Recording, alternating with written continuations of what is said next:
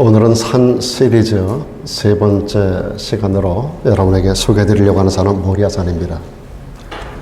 오늘 아침 여러분들이 배낭을 메시고 저와 더불어 모리아산을 함께 등장하는 그런 시간을 좀 가지면 좋겠습니다. 모리아산은 성경 전체적으로 등장하고 있는 산 중에 세 번째 등장하는 산입니다. 모리아산 하게 되면 유명한 사건이 있죠. 아브라함이 딱 떠오르고 그 손에 칼을 쥐고 있는 모습이 연상이 되고, 그리고 앞에 번제 제단을 쌓아놓고 그 위에 제물로 누워있는 그의 아들 이삭의 모습이 눈에 선하게 떠오르는 그런 느낌입니다. 모리아산의 위치는 현재 이스라엘 땅을 가게 되면 그 예루살렘이 수도고요. 예루살렘의 한가운데 가면 그 황금 사원이 들어서 있는데, 이 황금 사원, 그 밑에 이제 까맣게 되어 있는 게 아라크샤라고 하는 또 다른 그 회교 사원이 있는데요. 이 두 지역 중에 한 자리로 이렇게 알려져 있습니다. 물론 이 아래쪽으로 이제 시내가 흐르는 지역으로 보기도 하지만은 대부분의 사람들이 이 황금 사원 있는 자리, 아라크샤 사원이 있는 자리, 이 지역에 자리한 자리라고 이렇게 생각하고 있습니다. 말씀드린 대로 이산하게 되면 아브라함이 이삭을 제물로 바쳤던 산으로 유명하죠. 아브라함이 이삭을 제물로 바쳤던 이때로부터 1000년 후에 그의 후손 가운데 태어난 사람이 유다지파의 다윗입니다. 그래서 하나님이 이것을 지정해서 다윗에게 제단을 쌓으라고 이후에 명령을 하시게 됩니다. 그리고 나서 다윗은 하나님의 성전을 짓기 위한 모든 준비를 하고 그의 아들 솔로몬을 통해서 이곳에 성전이 지어지게 됩니다. 역대하 3장 1절에 보게 되면 솔로몬이 예루살렘 모리아산에 여호와의 전 건축하기를 시작하니, 솔로몬이 예루살렘 성전을 기록한 것을 건축한 것을 우리는 이미 잘 알고 있습니다. 그런데 여기 보면 그곳은 전에 솔로몬 앞에 여호와께서 그 아버지 다윗에게 나타났던 곳이라고 말씀하고 있습니다. 여부수 사람 오르난의 타작마당에 다윗이 정한 곳이라고 말씀합니다. 다윗이 하나님께서 원하시지 않는 인구를 계수하다가 하나님께로부터 저주의 말씀을 듣고, 그리고 이스라엘 백성들 가운데 무서운 재앙이 임하게 되고, 이 재앙을 먼저 세우기 위해서 하나님 앞에 기도하는 가운데서 하나님이 다윗에게 정해주셨던 자리가 바로 당시에 오르난의 타작마당 자리를 다윗이 가서 그곳을 사지어, 그리고 이곳에서 하나님 앞에 제사를 지내면서 하나님의 무서운 징계가 멈춰 세워지는 그런 역사가 일어나게 됩니다. 그래서 하나님께서 이때 이전 1000년 전에 지정해 주셨던 산, 당시 아브라함이 살았던 곳에서 3일길이라고 말씀하거든요.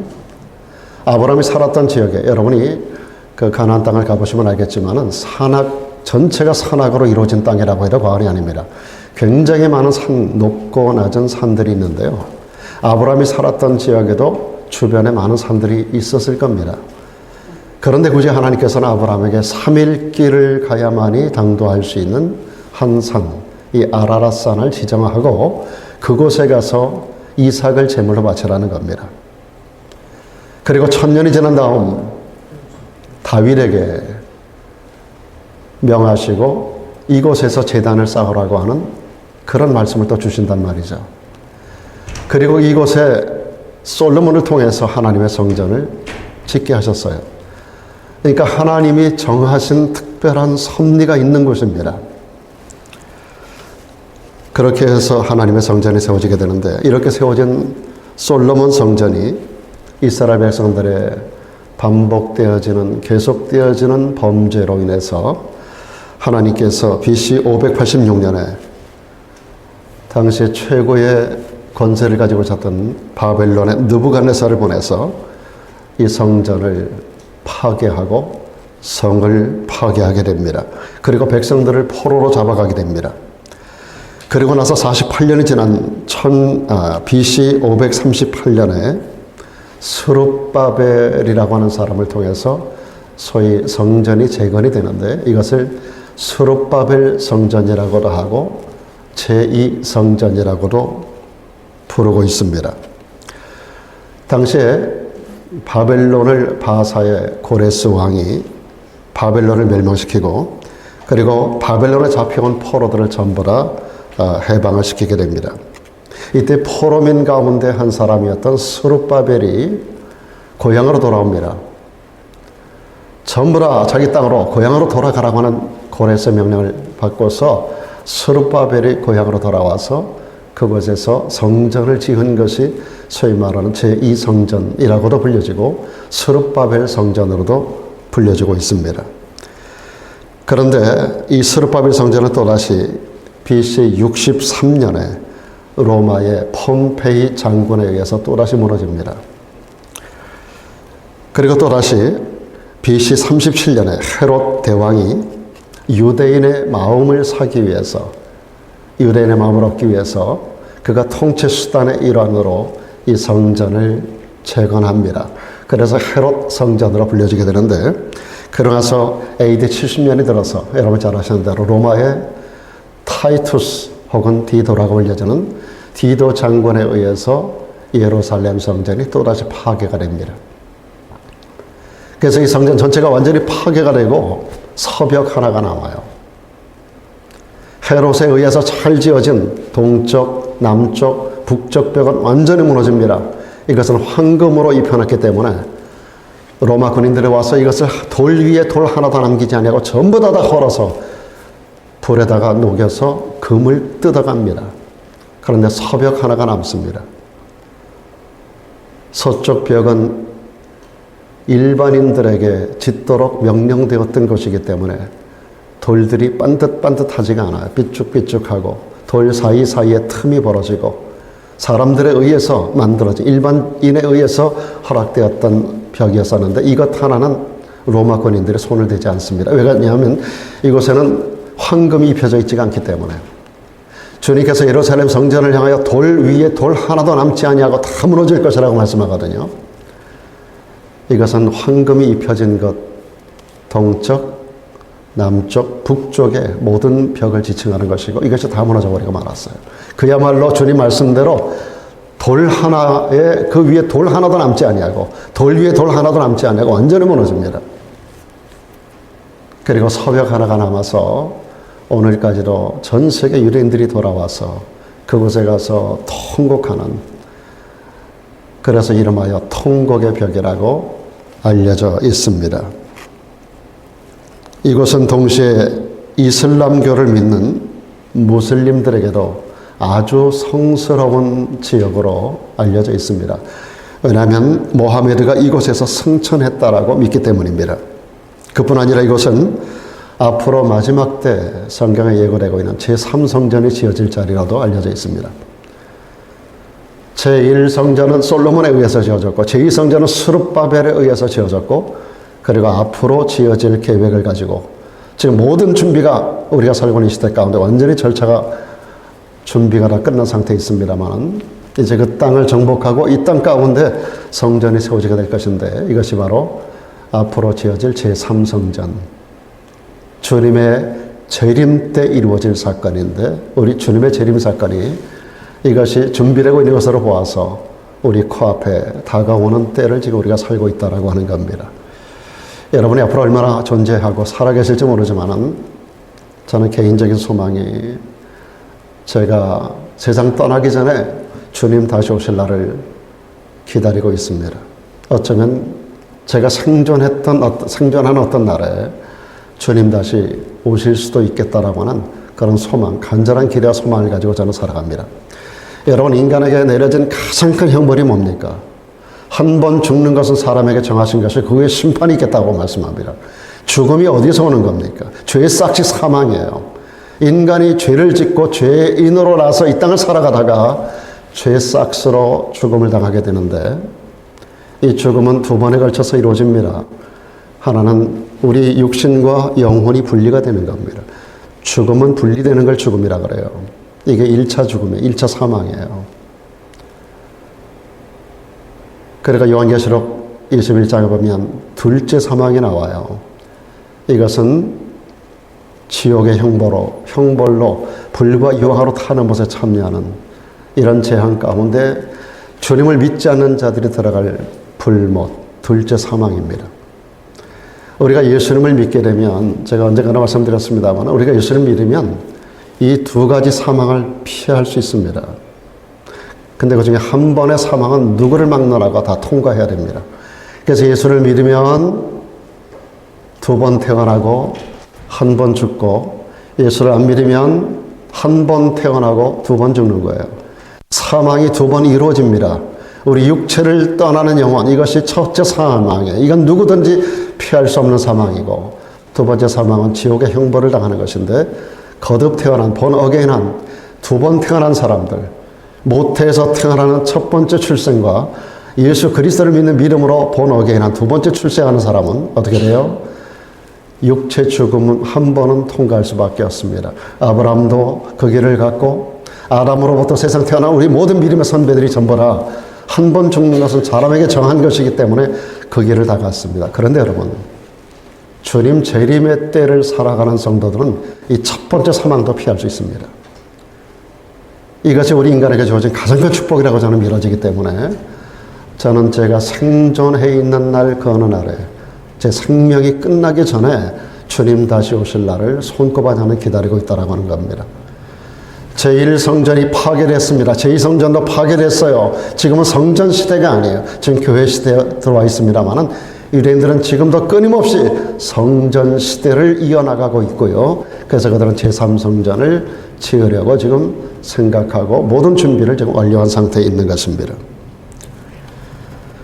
이 모리아산을 일컬어서 한마디로 성도의 훈련장이라고 저는 부르고 있습니다. 모리아산, 뭐라고 부른다고요? 성도의 훈련장.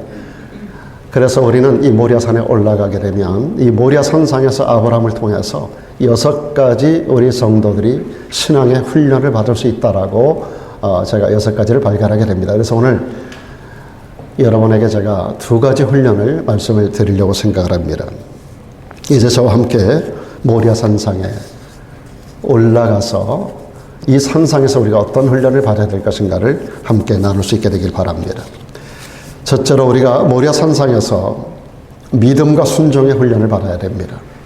모리아산은 믿음과 순종의 훈련 장소입니다. 아브라함이 100세 얻은 독자 이삭을, 얼마나 기가 막힌 자식입니까? 이때로부터 약 20년 정도가 지난 다음에 아브라함의 나이가 120 정도가 되었을 때, 정확한 나이는 알 수 없지만은 아마도 이삭이 청년 시절이었을 겁니다. 상당한 성장을 이루었을 때 하나님의 명령이 떨어지게 됩니다. 그 아들을 갖다가 모리아산에 바치라는 겁니다. 오늘 본문의 말씀을 여러분 가만히 보시면, 하나님께서 아브라함에게 명령하시는데 아브라함이 이 명령을 받고 고민한 흔적이 나오질 않아요. 하나님을 대항하여 거역하는 흔적이 나오지가 않아요. 하나님에게 why? 라고 물어보지 않아요. 왜요 하나님? 이렇게 묻지 않아요. 제가 100살이 되었을 때 불가능한 상황 속에 제 아내에게 태문을 열어서 주신 아들 이만큼 키워놨더니 왜 하나님이 이 아들을 갖다가 제물로 바치라고 하는 것입니까? 라고 하는 그런 말씀이 성경에 기록되고 있지 않아요. 하나님의 말씀이 임하자마자 그는 아침에 일찍 일어납니다. 그리고 그 아들을 흔들어 깨웁니다. 종들 몇 명을 데리고 손에 칼과 불과 그리고 제단에 쓸 화목을 이삭의 어깨에 메우고 그리고 3일길을 걸어갑니다. 참 놀라운 아브라함의 모습을 볼 수가 있습니다. 히브리서 11장 17절로 19절에 이런 말씀이 있습니다. 아브라함은 시험을 받을 때, 이것이 아브라함에게 임했던 시험입니다. 여러분, 시험은 성경적으로 3가지 시험이 있어요. 첫째는 사탄이 우리에게 주는 시험이 있습니다. 사탄이 우리에게 주는 시험은 우리를 도적질하고 죽이고 멸망시키려는 목적을 가지고 시험하는 거예요. 두 번째 시험은 자기 욕심에 끌려 미혹되는 것입니다. 내 욕심 때문에 내가 미혹되는 것이 시험이에요. 내 욕심 때문에 시험을 당하는 거예요. 그 다음에 세 번째 시험이 뭐가 있는가 하면 하나님이 주시는 시험이 있습니다. 하나님이 주시는 시험은 학교 다니는 학생들이 학교에서 테스트하는 것과 똑같은 그런 시험입니다. 여러분, 학교 선생님들이 악한 목적으로, 나쁜 목적으로 아이들을 잘못된 방향으로 이끌기 위해서 아이들을 테스트하는 거 아닙니다. 팝 테스트가 되었던, 전기 테스트가 되었던, 어떤 테스트가 되었던 학생들의 학습 능률을 진작시키고 이 학생들을 좀 더 잘 다듬기 위해서 선생님들이 학생들에게 도전하고 그러면서 시험, 이 테스트를 통해서 아이들을 키워나가는 거예요. 우리 하나님께서 그런 목적을 가지고 우리를 시험하시는데, 하나님이 여러분을 시험하실 때 시험이라는 것은 누구를 막론하고 통과하기가 어렵습니다. 시험이라는 것은 누구를 막론하고 반갑지가 않은 거예요. 아무리 공부를 잘하는 학생도 그 테스트 좋아하는 학생 하나도 없습니다. 고민하고 밤을 새우고 그것 때문에 어려움을 당합니다. 그러나 테스트를 잘 통과하게 되면 그 이후에 우리에게 주어질 상급이라고 하는 것이 얼마나 영광스러운 면류관이 우리에게 주어지는 겁니까? 여러분, 하나님의 시험이 바로 그런 시험인 줄로 믿길 바랍니다. 여기 하나님은 아브라함을 시험하셨다 그랬어요. 아브라함이 시험을 받을 때 그 뒤에 따르는 말씀이 이게 중요한 거예요. 믿음으로 이삭을 드립니다. 믿음으로 통과한 겁니다.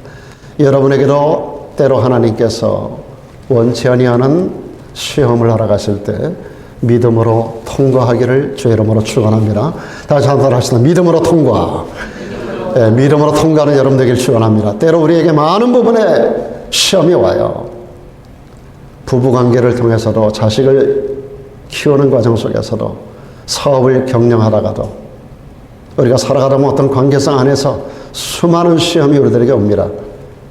때로 우리의 욕심으로 인한 미혹을 받아서 우리가 시험당하는 경우도 있지만, 또 사단이 우리를 시험하는 경우도 있지만, 하나님께서 우리를 시험하실 때가 있어요. 이거를 우리가 잘 구분할 줄 알아야 돼요. 사탄으로부터 오는 시험은 예수 이름으로 물리치면 되고요. 내 욕심 때문에 미혹받는 것이라면 여러분들의 욕심을 깔아앉히면 됩니다. 그러나 하나님께서 우리를 시험하는 것은 믿음으로 통과하는 방법밖에는 달리 방법이 없습니다. 다시 한번 따라합시다. 믿음으로 통과. 믿음으로 통과하는 여러분 되기를 축원합니다. 자, 아브라함이 그렇게 했다는 것을 여기서 기록하고 있어요. 믿음으로 이삭을 드렸다는 것은 이삭을 드리는 시험이거든요. 이것을 믿음으로 통과한 거예요. 저는 약속을 받은 자라고 분명히 말합니다. 무슨 약속을 받았다고요? 앞으로 너에게 허다한 하늘의 별처럼 땅에 수없이 많은 모래처럼 많은 자손을 주겠다라고 말씀하셨는데, 다른 여자를 통한 다른 아들이 아니라 네 본처 사라를 통하여 얻은 이 이삭을 통해서 주시겠다라고 하는 그 약속을 받았다는 거예요. 그런데 하나님께서 그놈을 갖다 바치라는 거예요. 말이 됩니까 이게? 바친다는 게 무슨 주의적으로 바친다는 것도 아니고 어디 멀리 다른 데로 입양시키라는 것도 아니고, 아버지가 그 아들 몸을 벗겨서 꽁꽁 묶어가지고 번제단을 쌓고 그 위에다가 나무를 올려놓고 기름을 붓고 칼로 배를 내리쳐서 온 몸을 토막토막 쳐서 내장을 빼서 태우고 온몸을 쳐서 하나님 앞에 번제물로 바치라는 거예요. 이게 말이 됩니까, 여러분? 이삭은 아직 장가간 나이가 아니에요. 아직 이삭을 통하여 자손이 하나도 없어요. 그런데 하나님 말씀합니다. 네 자손이라 칭할 사람은 이삭으로 말미암을 것이라고 말씀하셨어요. 이 약속을 받았다는 거예요. 하나님은 때로 우리들에게 모순 같은 도전, 모순 같은 명령, 때로 우리가 이건 아니야, 이건 모순이야, 이건 내 생각과 달라, 우리의 머리로 상상할 수 없고 이해할 수 없는 명령을 하실 때가 있단 말이에요. 이것이 하나님의 시험이에요. 그래서 쉽지가 않은 거예요. 시험 문제를 패스하는 일이에요. 근데 여러분, 하나님이 우리를 시험하실 때는 다른 거 방법이 없어요. 믿음으로 돌파하는 거예요. 믿음으로 통과. 그런데 뒤에 이런 말씀이 있어요. 제가 하나님이 너희 죽은 자 가운데서 다시 살리실 줄로 생각했다는 것을 믿었다는 겁니다. 아브라함이 독자 이삭을 제물로 드릴 수 있었던 것은 두 가지 믿음 때문입니다. 하나는 하나님의 약속을 그대로 믿는 믿음입니다. 내 생각에 맞지 않아도 과학적, 논리적 혹은 어떤 방법으로도 이해될 수 없고 그 이전에 이런 전철이 없었던 한 번도 경험하지 못했던 방법이라 하더라도 하나님이 말씀하신 것은 그대로 믿어드리는 겁니다. 여러분, 천지창조가 어떻게 인간의 논리로 이해가 됩니까? 과학이 발달한다고 천지창조를 이해하거나 그걸 증명해낼 수가 있나요? 여러분, 죽은 자가 살아나는 일이 어떻게 논리적으로, 과학적으로 혹은 분석적으로 이해하고 밝혀낼 수 있는 부분이 있나요? 죽은 지 사흘이나 되신 분을 다시 우리 하나님이 살려내신다는 게 이게 이해가 되나요? 여러분, 믿음이라는 것은 우리의 지성 안에서 우리 이성으로 이해돼서 믿는 게 아니에요. 우리 하나님 분명히 말씀하십니다. 내 생각과 너희 생각이 달라. 내 생각이 너희 생각보다 커. 마치 하늘이 땅보다 높은 것 같이 내 생각이 너희 생각보다 커 라고 말씀하십니다. 오늘도 제가 아침에 차를 끌고 막 내려오는데 여러분 오실 때는 어땠는지 모르지만 하늘이 새까맣게 덮이더니 빗방울이 여기에 오는데 막 떨어지더라고요. 고속도로 끝나기 전에. 많이 오지는 않았지만 빗방울이 막 떨어지는데 그 생각을 했어요. 참 하나님도 참 놀라운 방법으로 비를 내리신다. 그 하늘에 구름덩어리 안에 그 많은 물층이 있을 텐데 그게 여기저기 뚝뚝 떨어지면 어떡하겠어요? 덩어리가 제가 뚝뚝 떨어지면 어떡하겠어요? 그 가늘게 말이죠. 수억 개, 수십억 개, 수천억 개 방울로 그거를 갈아가지고 잘 자라게 해가지고 하늘에서 골고루 뿌려댑니다. 굵은 비든 작은 비든 그 어떤 비의 모습이든 다 그만한 사이즈로 하나님께서 그 하늘의 물덩어리를 갖다가 그렇게 잘게 쪼개가지고 떨어뜨려 주시는, 여러분 이게 너무너무 놀랍더라고요. 저는 이거 보면서. 그래서 제가 일부러 와이퍼를 안 했어요. 그걸 지금 창에도 그대로 먼지하고 더불어 붙어 있는데요. 사랑 여러분 하나님이 하시는 일을 인간의 논리로 과학으로 설명할 수가 없어요. 아브라함은 그럼에도 불구하고 하나님의 약속하신 것이기 때문에 이걸 믿어드렸던 거예요. 100세 얻은 아들 장성해가지고 이놈을 내가 쳐서, 여러분 번제라는 게 우리가 그동안에 배웠지만은 죽여서 껍질 벗기고 그리고 토막토막 다 쳐서 내장부터 다 끌어내가지고 다 태워가지고 완전히 바치는, 이게 번제 아닙니까? 그렇게 이 자식을 갖다가 잡아서 죽였을 경우에 어떻게 이 약속이 이루어질 수 있겠는가 말이에요. 너의 자손이라 칭할 자가 이삭으로 말미암으리라 하고 그 이삭을 통해서 하늘의 별처럼 땅에 모래처럼 많은 자손을 주겠다라는 이 약속이, 이게 우리 인간의 머리로 이해가 됩니까? 그런데 아브라함은 그냥 믿어버린 거예요. 저는 다시 오실 예수를 기록된 말씀 그대로 믿습니다. 저는 이후에 이루어질 우리의 죽음 이후의 부활 사건을 성경에 기록된 그대로 저는 믿습니다. 이후에 저는 천국에 들어갈 것에 대한 새 하늘과 새 땅이 분명히 새로 임할 것을 저는 분명히 믿습니다. 우리가 사는 이 땅, 이 모든 우주 만물이 종이축에 말려지듯이 말려지고 뜨거운 불에 풀어지듯이 풀어지고 다 없어지고 새 하늘과 새 땅이 우리 앞에 도래하고 우리가 그곳에서 영생하며 살아계신 하나님을 영원하게 하는 그런 영원한 나라가 우리에게 임한다라는 사실, 저는 개인적으로 이 말씀 문자 그대로 저는 믿습니다. 문자 그대로 하나님의 말씀 그대로 이루어질 것을 믿는 바이블 빌리버가, 오늘 우리 모든 공동체가 이런 모든 바이블 빌리버가 되기를 주의 이름으로 축원합니다. 아브라함이 그걸 믿은 거예요. 이해가 돼서 믿는 거 아니고 논리적으로 따져서 수학적으로 과학적으로 딱 분석하고 결과적으로 도출된 그것을 믿는 게 아니에요. 이건 믿음이 아닙니다. 또 한 가지 아브라함의 믿음은 부활의 믿음입니다. 여러분, 아브라함 때는요, 그 이전에 믿음이라는 말이 없었어요. 여호와라는 말이 없어요. 여호와를 불러본 적이 없어요. 그런데 여러분, 아브라함이 처음으로 우리가 믿음의 조상이라고 하고, 이때만 하더라도 부활의 개념이 없었던 시대예요. 즉 우리는 부활을 알잖아요. 예수님 부활하신 거 알고 우리가 다 부활에 동참할 걸 알고, 그래서 우리는 부활을 자연적으로 받아들일 수 있지만 아브라함 때는 부활이라는 개념이 없었다고요.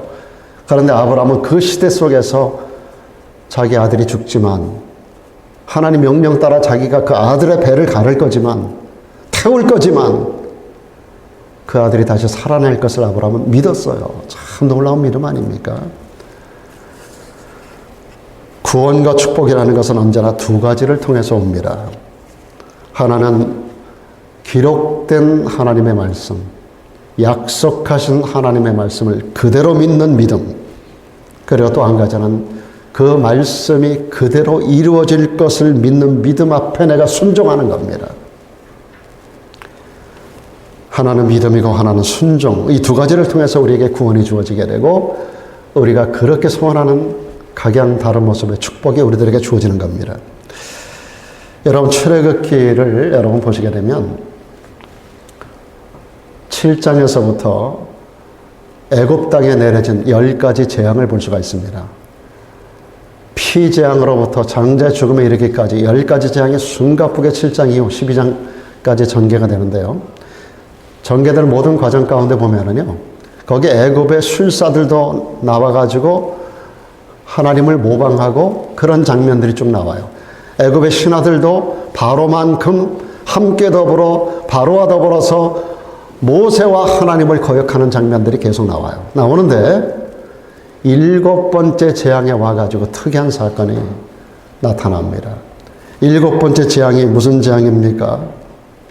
7번째 재앙, 우박 재앙입니다. 하나님께서 모세를 통해서 우박 재앙을 선언합니다. 출애굽기 9장 18절로 19절 말씀입니다. 내일 이맘때면 내가 중한 우박, 조그만한 우박이 아니에요. 무거운 우박을 내릴 것인데 애굽이 생겨난 이래, 애굽이 개국된 이래 그 같은 것이 있지 않던 것이리라. 이제 보내어 네 생축 모든 동물들과 들에 있는 모든 것, 사람부터 생축 모든 걸 다 모으라. 사람이나 짐승이나 무릇 들에 있어서 집에 들어오지 않는 밖에 있는 것들, 밖에 있는 사람들, 모든 생축 그 위에 우박이 내리칠 것이고 이 모든 것이 죽을 것이라고 하는 무서운 말씀을 모세를 통해서 하나님께서 말씀하셔요. 그런데 이 말씀 뒤에 이어나온 말씀이 아주 특이한 부분이 있어요. 어떤 내용이 나옵니까? 바로의 신하들이 반응하는 장면이에요. 바로의 신하 중에 여호와의 말씀을 두려워하는 자가 생겼어요. 하나님의 말씀을 믿는 자가 생겼어요. 6가지 재앙이 휩쓸고 애굽 땅을 내리치고 나서 바로의 신하들 가운데 바로와 더불어 마음을 강팍하게 했던 이들 가운데 일부가 마음이 돌아서서 하나님의 말씀을 믿기를 시작을 했어요. 그래서 말씀을 두려워하는 자들은 그 종들과 생축을 앞에 말씀한 대로 집으로 전부 다 끌고 들어옵니다. 그런데 그 중에 대부분의 사람, 대부분의 신하들, 여호와의 말씀을 마음에 두지 아니하는 자는 그 종들과 생축을 들에 그대로 두었다고 했습니다. 결과가 어떻게 됐습니까? 다 맞아 죽었어요, 그날에. 이 우박은 얼음덩어리만 떨어지는 게 아니라 불과 더불어 함께 때렸거든요. 주먹보다 더 큰 우박덩어리가 애굽 땅을 휩쓸고 불이 와서 다 태우는 그런 무서운 재앙이었었어요. 사랑하는 여러분, 그런 가운데서도 구원받은 자들이 있었어요. 말씀을 믿고 그대로 순종한 사람들입니다. 믿음과 순종은 우리를 구원하는 능력인 줄로 믿습니다. 여러분 잘 아시는 대로 여리고성이 무너지는, 최근에 여러분 여호수아서를 지금 읽고 있으시죠? 오늘 아침에도 여러분 여호수아 읽고 나오셨어요? 저도 오늘 아침 분량 2장을 읽었어요. 7장과 8장을 읽었는데 그 앞부분의 내용 가운데서 어떤 내용이 나와요? 이제 여리고성이 무너지는 장면이 나와요. 그런데 여리고성이 무너지기 전에 여호수아가 여리고성에 2명의 정탐꾼을 보낸다고요. 이 정탐꾼을 맞이했던 사람이 누군가 하면 그 여리고성의 기생 라합이었었어요. 이 라합은 지금까지 들려오는 소문, 여러분 항상 소문이 먼저 가게 돼 있어요. 사람보다 소문이 먼저 가요. 소문을 들었는데 여호와라는 그 신이 애굽의 당시에 세계 최강의 군사력을 가진 나라가 애굽이거든요. 애굽의 바로와 그 나라 땅, 그 땅을 초토화시키고 군사력을 초토화시키고 그리고 따라오는 모든 군사를 홍해 바닷속에 집어쳐놓고 그리고 광야 40년을 오면서 수많은 대적들을 물리치고 그리고 지금 여기 가나안 땅까지 오는데 가나안 요단 동편에 그 땅들 전체를 정복하고 지금 서편으로 그들이 넘어와 가지고 이 여리고성에 들어온다는 사실을 소문을 먼저 들었어요. 소문을 듣고서 소문은 뭐예요? 이게 하나님의 말씀이고 하나님의 역사거든요. 이것을 라합이 들었던 거예요. 여러분 하나님의 말씀이 우리에게 임할 때는 우리 신분 고하를 막론하고 남녀노유를 막론하고 그 어떤 사람이든지 하나님의 말씀을 들을 때 둘 중에 하나의 반응을 보이는 거예요. 그 말씀을 그대로 믿고 행할 것인가 아니면 농담으로 여길 것인가 둘 중에 하나입니다. 기생 라합은 그 소문을 들으면서 하나님에 대한 믿음을 갖게 됩니다. 하나님이 살아계신다. 여호와라 하는 신은 우리가 섬겨왔던 신과는 분명히 달라. 거기에 대한 믿음을 가지고 그분이 하신 말씀이 이 가나안 땅을 정복한다고 하는 말씀을 주셨던 것을 이건 하나님의 말씀이잖아요. 이 말씀을 들은 그대로 믿었던 거예요. 믿고 이 여자가 행동한 것이 그 정탐꾼들을 숨겨주는 겁니다. 그리고 정탐꾼들과 더불어 언약을 맺어요. 그를 창가에서 줄을 달아 내려 도망을 보내고 그리고 창가에다가 붉은 줄을 매라 그랬거든요. 이 붉은 줄은 나중에 제가 설교 때 한번 메시지를 전하겠습니다만은 예수의 보혈을 상징하는 거예요. 예수의 피를 상징하는 붉은 줄을 매놓으라 그랬어요. 그리고 정탐꾼들이 뭘 약속합니까? 너희 집에 부모, 형제, 처자, 뭐 누가 됐든지 간에 혈육 있는 모든 누가 됐든지 간에 너희 집에 사람들을 모으라 그랬어요. 만약에 집 바깥으로 한 발자국이라도 나간다면 그들이 이 성이 멸망하는 날에 죽음을 당하는데 우리가 책임지지 않겠다 그랬어요.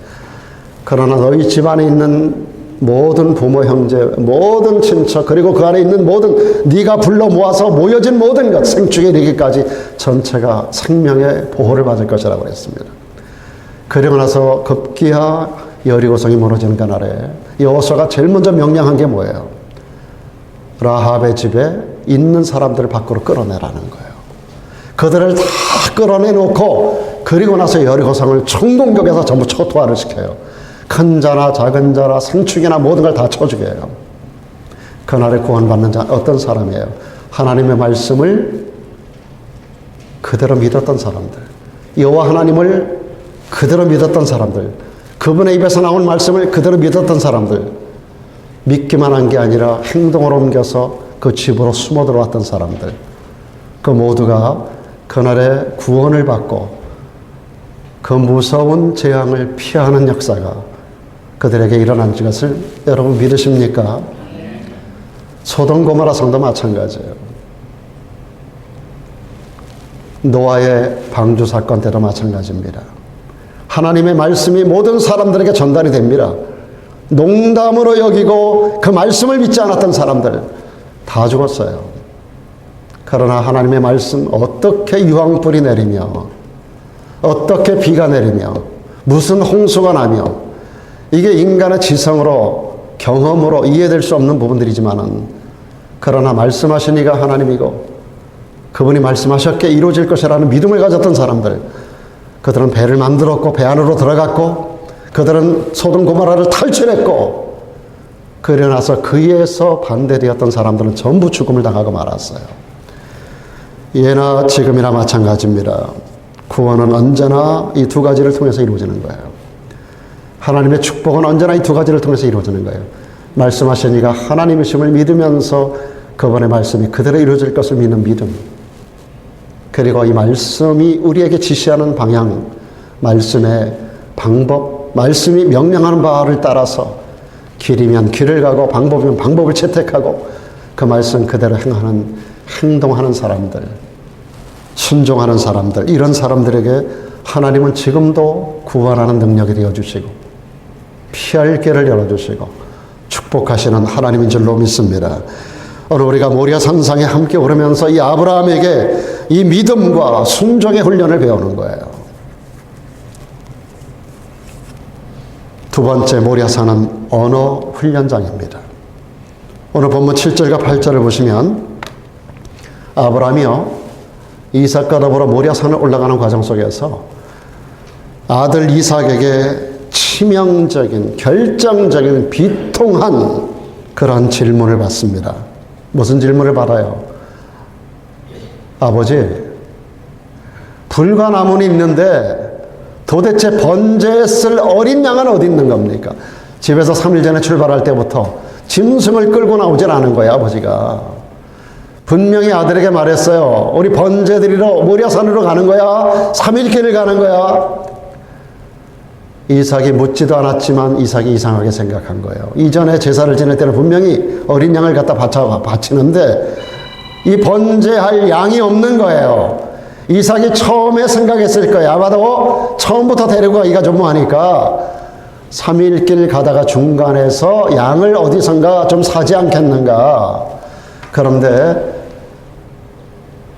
모리아산까지 왔는데 살 수 있는 집이 하나도 없어요. 상점도 없어요. 그런 상황 속에서 자기하고 아버지하고 둘이만, 같이 왔었던 종들도 다 떼어놓고, 그리고 자기하고 둘이 올라가는데 자기가 지금 번제에 쓸 나무를 등에 메고 아버지는 횃불을 들고 칼을 들고 올라가는데 도대체 번제에 쓸 어린 양이 없는 거예요.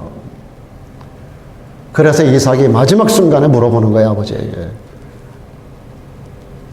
아버지, 번제에 쓸 불가나무는 있는데 도대체 번제할 어린 양이 어디 있습니까?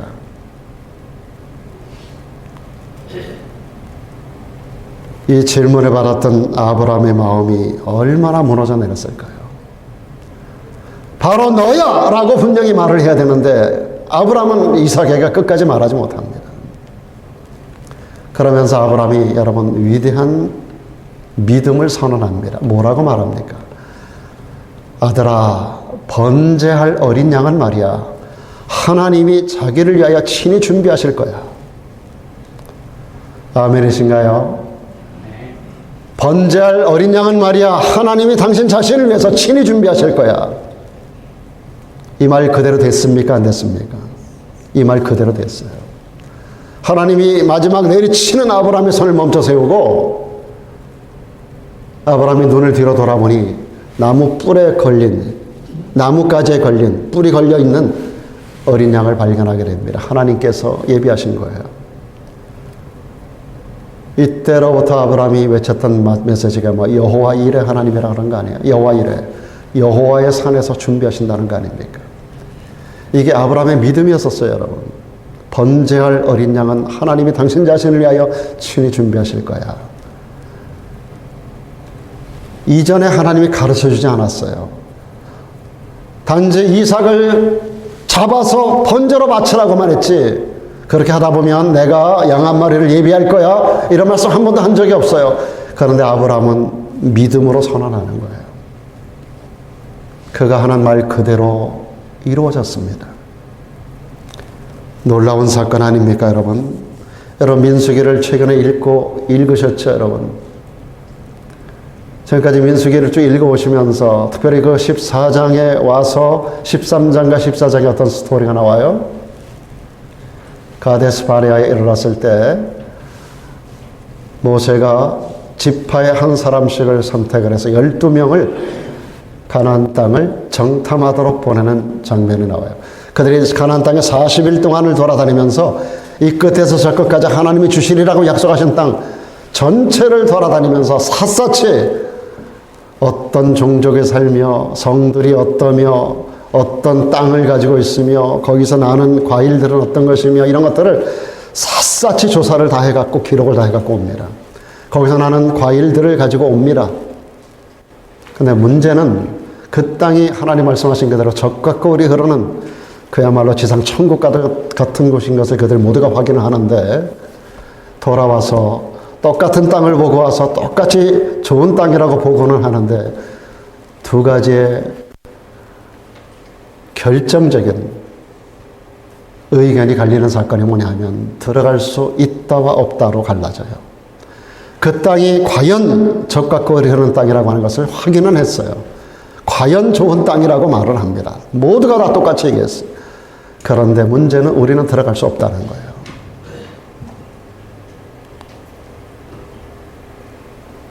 그 성 사람들은 말이야, 우리와 비교할 수 없는 큰 장신들이고, 그리고 강력한 군대를 가지고 있고, 성들은 높이 성곽은 높이 올려져 있고, 우리는 도저히 그들과 싸울 수 없는, 그들 앞에 보니까 우리는 메뚜기 떼밖에 안 된다는 거예요.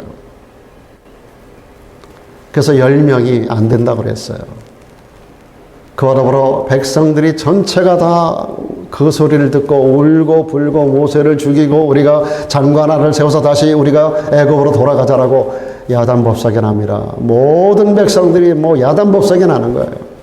차라리 우리가 이 땅에서, 이 광야에서 죽었으면, 차라리 우리가 이 땅에서 죽지, 우리가 들어가서 칼에 맞아 죽겠는가. 전부 다 그렇게 하고 울고 불고 하는 거예요.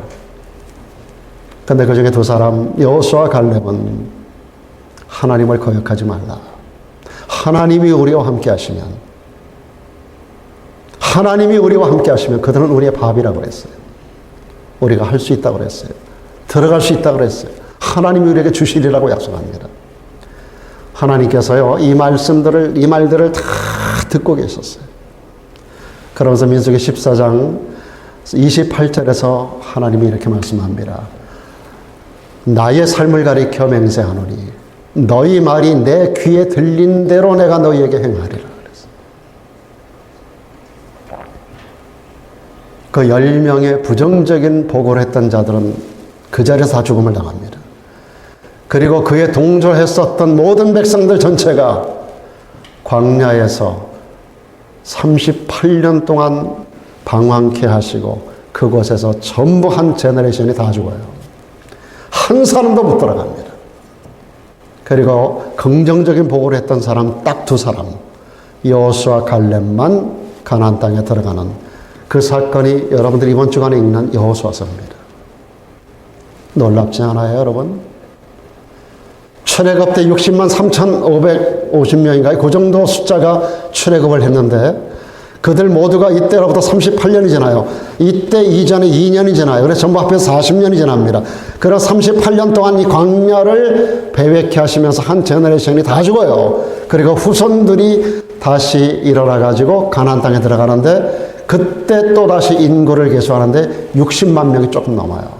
그러니까 출애굽할 때 인원 정도의 숫자가 나중에 숫자가 만들어져요. 그래서 이 숫자가 가나안 땅으로 들어가요. 이게 여러분 신명기에 다 기록이 되고 있잖아요. 그래서 하나님은 새로운 제너레이션을 일으켜서 믿음의 사람들을 앞장세워 여호수아 갈렙과 더불어서 그 땅을 밟게 하는 겁니다. 너희들의 말이 내 귀에 다 들린다고 하나님 말씀하세요. 그리고 그 말대로 내가 할게. 아브라함이 하나님이 당신 자신을 위하여 이 산에서 어린 양을 준비하실 거야. 말 그대로 하나님이 준비하셨어요. 그 말이 떨어지기 이전까지 그런 역사가 아무런 흔적도 암시도 주어진 적이 없어요. 실제로 아브라함이 그곳에 올라가서 제단을 쌓고 나무 벌려놓고 이 작업을 다 할 동안에도 그 양은 없었어요. 단지 그가 하나님 말씀에 완전한 순종으로 칼을 가지고 이삭의 배를 내리칠 때 그 순간 하나님이 거기 개입하는 거예요. 아브라함. 거기 보면 아브라함 두 번이나 부르잖아요. 얼마나 하나님이 다급했으면 이 손이 순간적으로 이게 1초나 걸리겠어요, 여러분. 그 순간이 너무너무 급박하니까 하나님께서 아브라함 멈춰 세우는 거예요. 손이 내려가다가 멈춥니다. 그리고 뒤에 이어서 주시는 말씀 가운데 보면 하나님께서 이제야 내가 네 독자, 네 아들, 네 하나밖에 없는 아들 이삭을 사랑하는 것보다 네가 나를 더 사랑하는 걸 내가 이제야 알았다라고 말씀하시면서 뒤에 한 양이 숲풀에 머리뿔이 걸려있는 양을 발견하게 됩니다. 하나님께서 그곳에 보이지 않던 양을 허락해 주신 거예요. 그래서 그놈을 잡아다가 이삭을 내려놓고 거기 놓고 대신해서 제물로 바치는 사건이 이 사건이에요. 사랑하는 여러분, 우리가 믿음을 가지고 하는 말을 하나님이 책임져 주시는 걸 믿으시길 바랍니다.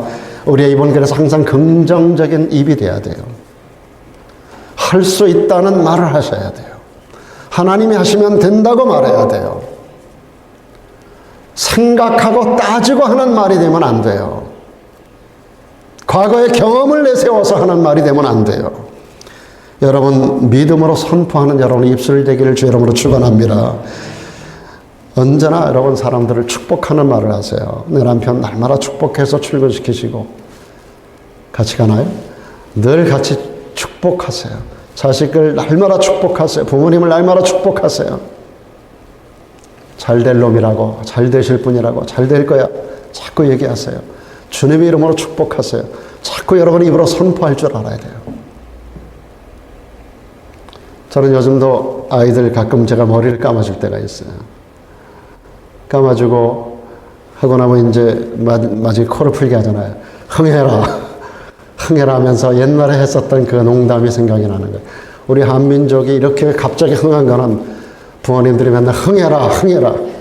코 풀면서 망해라, 망해라 하는 분도 흥해라, 흥해라. 저는 아이들 코를 잡고 가끔 코 풀어줄 때 그게 생각이 나요. 그래, 너 흥할 거야. 흥해라. 더 크게 흥해라. 여러분, 똑같은 말이라도 어다르고 아다르다. 우리 그런 말 있잖아요. 자꾸만 여러분 힘들고 어렵지만 죽겠다는 말, 안 된다는 말, 나 이제 어려워. 자꾸 이런 말 자꾸 하지 마세요. 우리가 사는 이 땅 어렵습니다. 어제도 이상한 소문 하나 또 들려오더라고요. 누에볼 나레도 이야기. 그런데 여러분, 어떤 상황 속에서도 나는 그랄 땅에 이삭을 축복하셨던 하나님께서 하나님이 역사하시며 복을 받을 수 있어. 잘 될 수 있어. 아멘 하는 분들에게만. 할렐루야. 자꾸 우리 입으로 선포하는 것이 굉장히 필요합니다. 선포하셔야 돼요. 선포하셔야 돼요. 자꾸 입술로 긍정을 선포하고 축복을 선포하고 잘됨을 선포하고 흥함을 선포하고 자꾸 선포하는 그런 민족으로, 그런 성도로, 그런 삶을 우리가 살아갈 수 있게 되기를 바랍니다.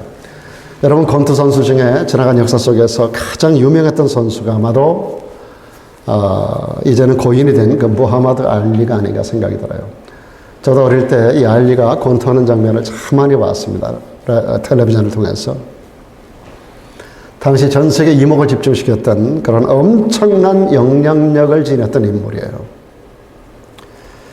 그야말로 권투 선수로는 전설적인 인물들이죠. 얼마 전에 세상을 떠났습니다마는 이 사람이 한 경기에서 당시에 벌었던 돈이 약 1,000만 불 정도를 벌어들였다고 합니다. 지금 돈하고는 비교되지 않는 돈이죠. 그는 실력으로도 유명했지만 그가 유명하게 된 건 실력보다도 그가 뱉어내는 말입니다. 말. 그는 경기 전마다 항상 기자들을 통해서 이런 말을 했습니다. 나비처럼 날아서 벌처럼 쏠 거야. 소련 전차처럼 쳐들어갔다가 미꾸라지처럼 빠져나올 거야. 소련 전차처럼 쳐들어갔다가 미꾸라지처럼 빠져나오겠다는 거예요. 일본의 진주만 기습같이 치고 들어갈 거야. 급작스럽게. 나는 복싱보다 내 자신이 위대하다. 자신이 늙었다고 생각하면 늙은 거야.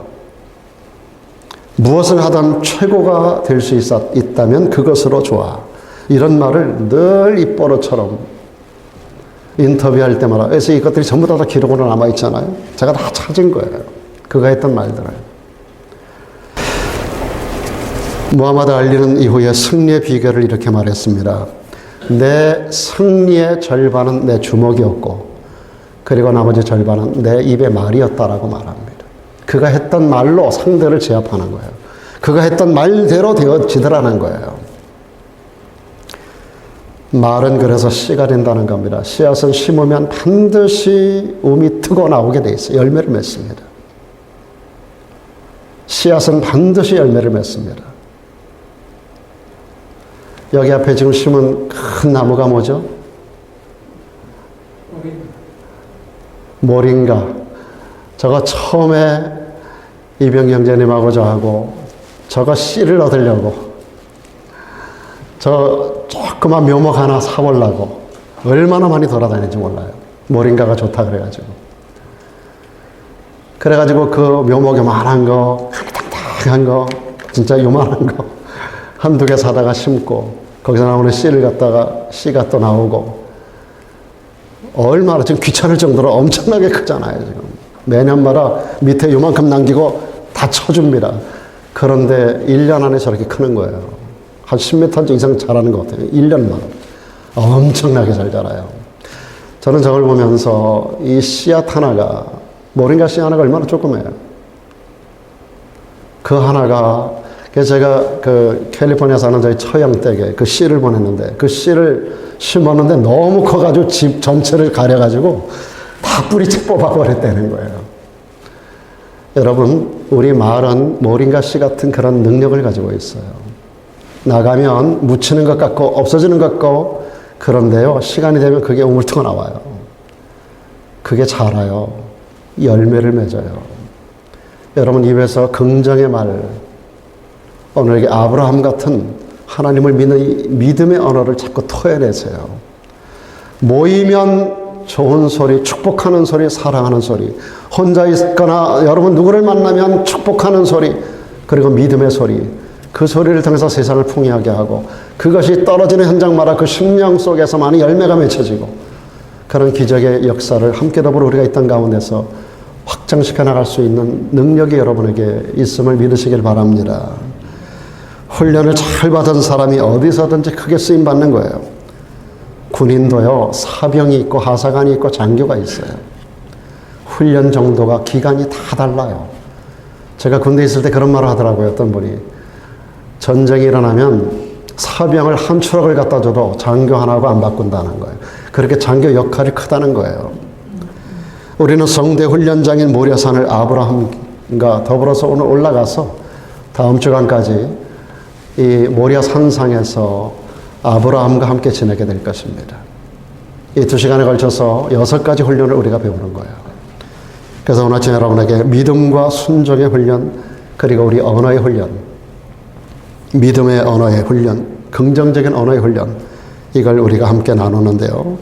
이 믿음, 순종의 모습과 사용하는 언어를 통해서 역사하시고 축복하시고 구원하시고 인도해 가시는 그 하나님을 우리가 이 세상을 살아가는 동안에 날마다 경험해 가기를 주의 이름으로 축원합니다.